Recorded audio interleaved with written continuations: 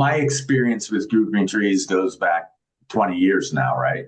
So every claim I ever ran, I created the grouping tree for that claim. If I had exterior, I added an exterior fold. If I had interior, I used my sketches for my interior. But there was never anything that was consistent. When we started the school, we knew that a grouping tree would keep your estimate in order by following the grouping tree. And what we did was we trained, and actually the three of you, we trained you to move all your photos around in the all images so they were all in order, and then do the image names based on those 6 photos or those 8 photos. And it wasn't until probably 2017 or 18 that one of our students came to us and said, hey, I had a 200 photo fire loss and I organized all of my photos in less than 15 minutes. And then I was like, oh my God, that's pretty awesome. But I'm an old guy, so we're just going to keep doing it the old way. And then Scott, go ahead. I realized that when you do your sketches, those sketches become the folders in the grouping tree in the photos. And if you're careful about how you name things, everything will self-organize. That way, instead of thinking, well, I want my interior to go point of origin out, let me move my estimate around and then let me hand drag these 4 photos here and these 6 photos here to get them in order. It's sort of self-organizing as long as you pay attention to it on the front end. Yeah, it was 2021 that we finally decided, okay, we're going to try using the grouping tree as the anchor for the whole report. Your photos, your estimate, your written report will all flow if you use the grouping tree as the anchor for it all. And I'll never forget this. After we did the first class, Scott and I looked at each other and we were like, holy crap. Everything changed. How we presented everything for the next 5 years was all based on what we're teaching here with VCAT. Matt, did you run claims before you came to VAS? I did, yeah. You did? Probably about 4 or 5 months. So you actually came to VAS as an adjuster who had already been out in the field and already had done things. Did you use grouping trees and put your photos in grouping trees then? No, I wish I had. Photos weren't labeled properly, out of order. I would be clicking and dragging stuff, accidentally, leave one photo there. A photo from the dining room would be next to the rear elevation type of thing. But then no, after going there and getting the grouping tree and all of that, it just made everything so much simpler. Boom, you know exactly where to put something, exactly where to look for it once you're reviewing. And especially going back to the photos, clicking, dragging everything in there, you know exactly where to find something. So if you're looking back at your written report or your estimate and, oh, wait, I think there was another pipe jack based on my scope notes. Let me go back to my photos. I know exactly where to click on to find it rather than scrolling through. Yeah. And I think the way that we have it, the grouping tree set up, so many adjusters use, if they put the description in the image name. And Scott and I can confirm that if you have too many characters in an image name, it's going to break your photo report from 2 photos per page to 1, no matter how you have it set up in Exactname.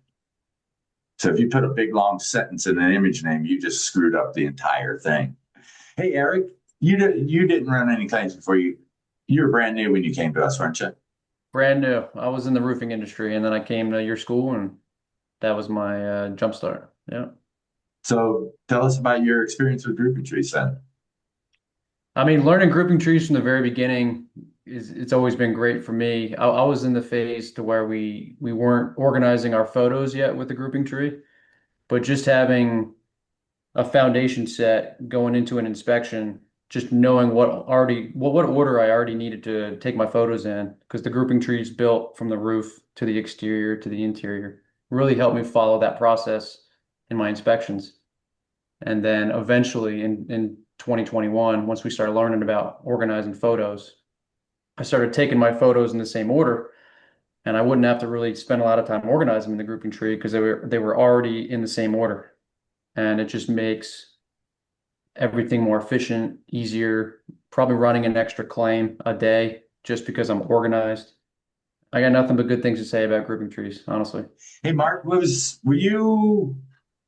you been in the field before you came to the school? No, not as a field adjuster. I had gone on a couple of deployments, but not in this role. So what was your experience? Coming through VAS and learning how to use the grouping tree was awesome because right off the bat, I had that foundational knowledge of, just like Eric said, that top-down order. Going around and doing those inspections, you start thinking in those terms, you take photos in that order, and the grouping tree is kind of the anchor of all of that to me. David, how about you, buddy? Yeah, I blundered through Xactimate for years.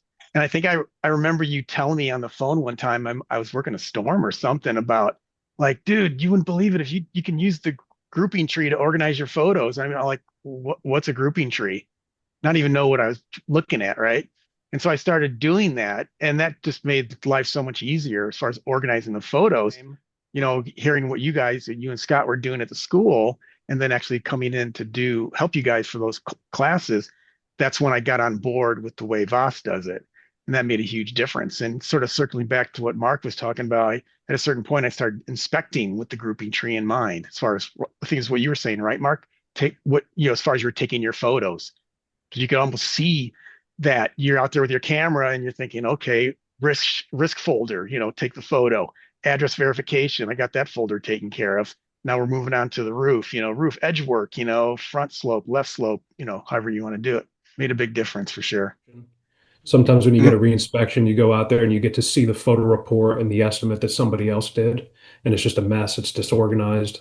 So you can really tell the difference, especially when you've been trained this way, and then you see how other adjusters turn things in, and it's just the opposite of the way that it should be. Amen. Yeah, I know doing file reviews now, I've yet to see a claim where it's obvious that the person really understands what a grouping tree is. There's just subtle differences in the way the claim looks. You can tell. I know we'll talk about this more later, David, but Yeah. now that you're full-time file reviewing, can you tell the difference between a VAS grouping tree and another regular adjuster that's out there in the field, maybe that has 4 or 5 years experience? Oh, easily. Yeah. In fact, which hurricane was that last year? Milton or whatever. And I'm going through, I don't know how many I was doing a day, and typically at that time I would open up the photo report first. So I'll get this new claim. I open up the photo report, and right there's the risk shot. Instead of saying overview, it was actually a very brief but concise paragraph, few sentences that explain what was going on with the claim.